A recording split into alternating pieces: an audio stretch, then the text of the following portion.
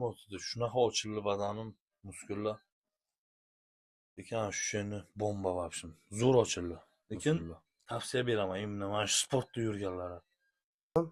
Mana oyoq ushlab qolyapti. Assalomu alaykum aziz sportsmenlar. O'sha asosan oyoq, qo'l ishlaganimizdan keyin sudraga beradi oyoq. Ko'ryapsizlar, mana oyoq sohasini hamma mышцы уже mana qisyapti. Ko'ryapsizlarmi? Bizda recovery, восстановление masajimizdan keyin inshaalloh bu ancha yo'qoladi. Mana.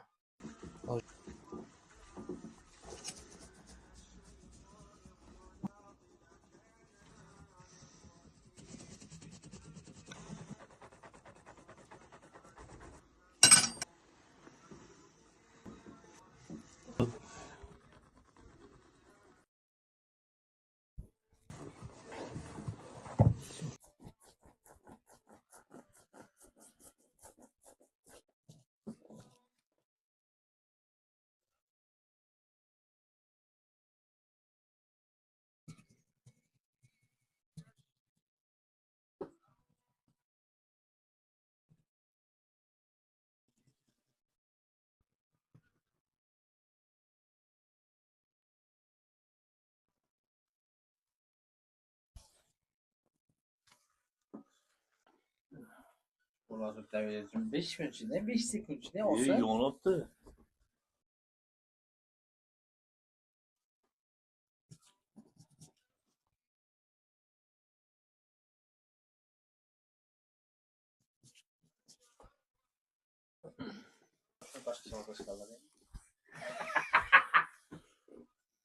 Mana aka biz Allohning fazli bilan polni o'sha восстановление qildik.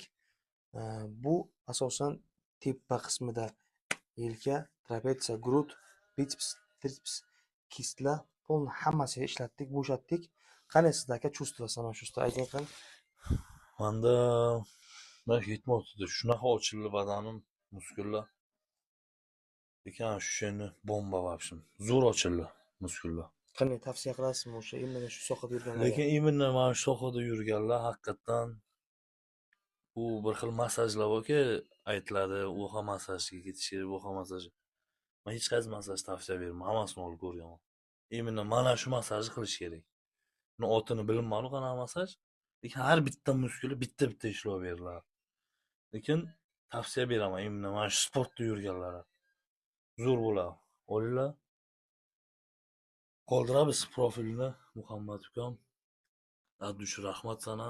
Sog' bo'ling aka, salomat bo'ling. Kim bo'lsa aloqaga chiqsin, bog'lansin.